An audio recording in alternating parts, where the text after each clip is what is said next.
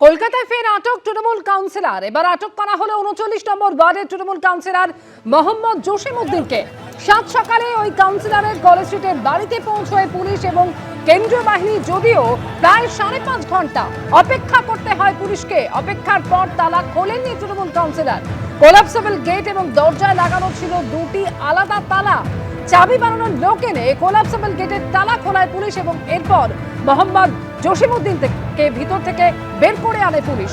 আটক করে তাকে নিয়ে যায় পুলিশ।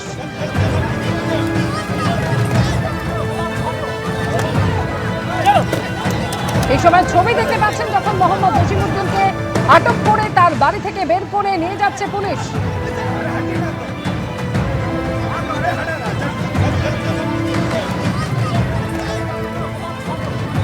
কাউন্সিলর জসিমউদ্দিন তাকে বের করে নিয়ে আসা হচ্ছে। তাকে ৩৯ নম্বর ওয়ার্ডের কাউন্সিলর কলকাতা পুলিশের জসিমউদ্দিন তাকে বের করে নিয়ে আসা হচ্ছে। আমরা দেখতে পাচ্ছি সেই ছবি। পুলিশ ঘিরে রেখেছে জসিমউদ্দিনকে। জসিমউদ্দিন বাড়ির তালা খুলছিলেন না, শেষ পর্যন্ত চাবিওয়ালা নিয়ে এসে জসিমউদ্দিন অভিযোগ কি বলবেন? দেখো, তুমি দেখতে পাচ্ছ জসিমউদ্দিনকে নিয়ে যাচ্ছে পুলিশ। রাস্তা জুড়ে তৃণমূল কংগ্রেসের কর্মী সমর্থকেরা তারা এখানে রয়েছেন, তাদেরকে ছত্রভঙ্গ করে দেওয়ার চেষ্টা করছে পুলিশ, কেননা তারা গাড়ি আটকানোর চেষ্টা করেছিলেন। এই মুহূর্তে এলাকায় উত্তপ্ত পরিস্থিতি তৈরি হয়েছে। একদিকে তৃণমূল কংগ্রেসের কর্মী সমর্থকেরা জড়ো হয়ে রয়েছেন, জসিমউদ্দিনের অনুগামীরা জড়ো হয়ে রয়েছেন, তারা বিক্ষোভ দেখাচ্ছেন, তাদেরকে ছত্রভঙ্গ করার চেষ্টা করছে পুলিশ।